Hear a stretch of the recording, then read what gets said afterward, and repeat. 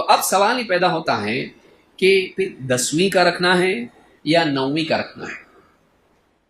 علماء نے یہاں پر بات کہی ہے، عام طور سے علماء نے یہ موقف لیا ہے کہ 10ویں کا تو تھا ہی تھا، لیکن اس کے علاوہ 9ویں کی بھی بات آپ نے کی کہ یہود اکیلے 10 کو رکھتے ہیں، ہم اکیلے 10 کو رکھیں گے نہیں، بلکہ ہم 10 کے ساتھ 9 کو بھی رکھیں گے، کیونکہ 10واں تو پہلے سے اسٹیبلش تھا. لیکن اس کے علاوہ اب کون سا اور آ گیا؟ ایک 9ویں کا، تو 9 اور 10 کو رکھنا ہے.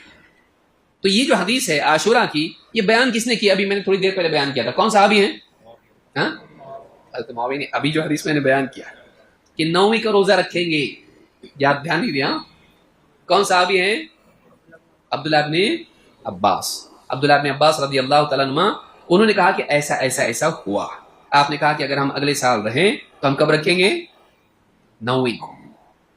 حکیم ابن اعرج کہتے ہیں، یہ تابعی ہے، انتہیت الی ابن عباس رضی اللہ عنہما، میں عبداللہ ابن عباس کے پاس گیا، وہو متوسد رداءہ فی زمزم، اپنی چادر سے ٹیک لگا کے زمزم کے کنویں کے پاس وہ بیٹھے ہوئے تھے مکہ میں.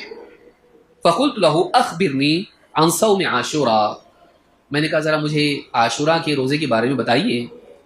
فقال اذا رأیت ہلال المحرم فاعدد، مجھ سے کہا کہ جب تو محرم کا چاند دیکھے، ہلال دیکھے پہلی محرم کا، تو اب گننا شروع کر. وَأَصْبِحْ يَوْمَ التَّاسِعِ صَائِمًا، تو کیا کر، تاسع کو یعنی 9ویں کو روزہ دار رہ، یعنی کون سے دن روزہ رکھنا ہے؟ 9ویں کو. فقلت هكذا كان رسول اللہ صلی اللہ علیہ وسلم يصومه، کہا کہ کیا ایسے اللہ کے رسول صلی اللہ علیہ وسلم روزہ رکھتے تھے؟ قال نعم، کہا کہ ہاں. اس حدیث کو امام مسلم نے روایت کیا ہے.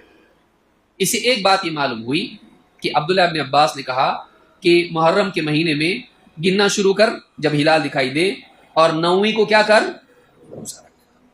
یہاں راوی نے پوچھا کہ نبی صلی اللہ علیہ وسلم ایسا کرتے تھے؟ تو ابن عباس نے کیا کہا؟ اس سے کیا معلوم پڑا؟ اب دیکھیے، نبی صلی اللہ علیہ وسلم نے روزہ رکھے تھے کہ 9 کا؟ آپ نے کیا کہا تھا؟ اگر اگلے سال ہم رہے تو رکھیں گے. راوی نے وہ بھی حدیث کون بیان کر رہا؟ ہاں، عبداللہ ابن عباس. یہ بھی حدیث کون بیان کر رہا ہے؟